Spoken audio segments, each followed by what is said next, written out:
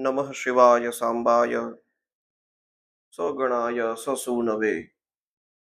प्रधान पुरुषेशाय सर्गस्थित्यंत Hathaway. नमः शिवाय शिवाय च नमः। भगवान महादेव जी के इस पावन श्रावण मास में हमारे चल रहे इस सत्संग क्रम में आज कोटि रुद्र संहिता के प्रारंभ में भगवान वेद व्यास जी ने महादेव जी का वंदन करते हुए जो श्लोकों का गान किया है उनका हम दर्शन करेंगे। कोटि रुद्र संहिता में 12 ज्योतिर्लिंग और उनसे संबंधी सभी कथाओं का निरूपण प्राप्त होता है। भगवान नारायण ने की भगवान महादेव जी की उपासना और उसी के चलते उनको सुदर्शन चक्र की प्राप्ति हुई यह बात, और फिर भगवान महादेव को प्रसन्न करने हेतु भगवान नारायण द्वारा शिव सहस्त्र नाम स्तोत्र की रचना की गई और भगवान महादेव जी को प्रसन्न करने हेतु विविध व्रत अनुष्ठान किस समय में किस तरह से करना है, इस संपूर्ण विधि विधान का निरूपण और विशेष रूप से शिव महारात्रि का व्रत विधान किस तरह से है, कैसे करे और यह विधि पूर्वक करने से इसका क्या फल मिलता है, यह सब बात इस कोटि रुद्र संहिता में श्री वेद व्यास जी ने रखे हैं। उनके प्रारंभ में तेजस स्वरूप भगवान महादेव को नमन करते हुए श्री वेद व्यास जी लिखते हैं, यो धत्ते निजमायैव भुवनाकारं विकारोज्झितो यस्याहुः करुणा कटाक्ष विभवौ स्वर्गापवर्गाभिधौ प्रत्यग्बोध सुखाद्वयं हृदि सदा पश्यन्ति यं योगिनस्तस्मै शैलसुताञ्चितार्धवपुषे शश्वन्नमस्ते जसे। कहते हैं तेज से शश्वन नमः, जो शाश्वत तेज स्वरूप है ऐसे भगवान महादेव को नमस्कार करता हूं। वो कैसे है तो कहते हैं, यो धत्ते निज मायया एव भुवनाकारम, स्वयं तो विकारोज्जित, विकारों से रहित है लेकिन फिर भी अपने ही माया के द्वारा इस संपूर्ण संसार के आकार को वे धारण करते हैं और जिनके करुणा कटाक्ष मात्र को लोग स्वर्ग या मोक्ष भी कह देते हैं, ऐसे प्रभु भगवान महादेव हैं। केवल करुणा कर दे, केवल कटाक्ष दृष्टि से भक्त पे केवल वह कटाक्ष का दर्शन उसे प्राप्त हो जाए तो भी उसे स्वर्ग या मोक्ष जो कुछ कामना हो वो मिल जाती है। प्रत्यक बोध सुखा अद्वयम, बोध स्वरूप है, सुख रूप सच्चिदानंदमय स्वरूप है, एकमेवा द्वितीयम ब्रह्म,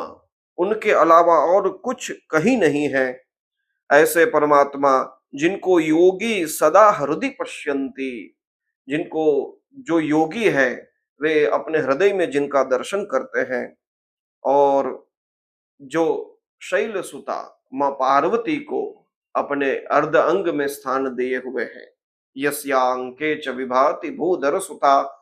तो जिन्होंने मां पार्वती को अपना अर्ध अंग दिया, शक्ति शक्ति शक्तिमान शक्ति के साथ विराजमान हुए हैं,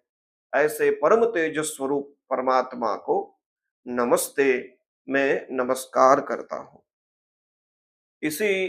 कोटि रुद्र संहिता के प्रारंभ में एक दूसरा श्लोक भी नमस्कारात्मक या फिर मंगलवाचक कहो तो जोड़ते हैं। तो ये भी लगता है कि मंगलादिनी मंगल मध्यानि मंगलांतानि च शास्त्राणि प्रथन्ते, ऐसा जो नियम है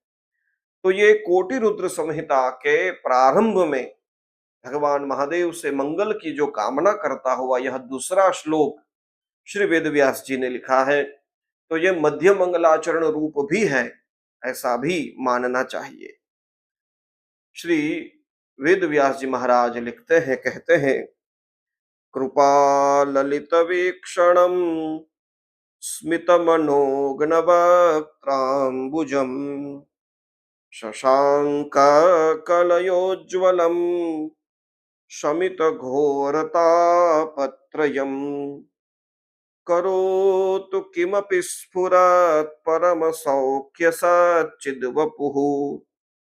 धराधर सुधाम धराधर सुताम भुजोद्वलयितं महो मंगलम।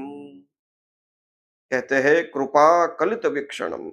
जिसकी कृपा पूर्ण चितवन बड़ी ही सुंदर है, जिसका मुखारविंद मंद मुस्कान की छटा से अत्यंत मनोहर दिखाई देता है। स्मित मनोग्न वक्त्रांबुजम, जो चंद्रमा की कला से परम उज्ज्वल है, जिन्होंने बीज का चंद्रमा अपने मस्तक पे धारण किया हुआ है। भाले बाल विदुहु, तो ऐसे भगवान महादेव शमित घोर तापत्रयम, जिन्होंने अति भयंकर ऐसे आदिदैविक आदि भौतिक आध्यात्मिक ऐसे त्रिविध तापों को जिन्होंने नाश कर दिया है, ऐसे वो नाश करने में जो समर्थ है, जिसका स्वरूप सच्चिन्मय एवं परमानंद रूप से प्रकाशित होता है, स्फुरत परम सौख्य सच्चिद वपुः, सच्चिद आनंद स्वरूप जो परमात्मा है, जो गिरिजानंदिनी पार्वती के भुजपाश से आविष्टित है।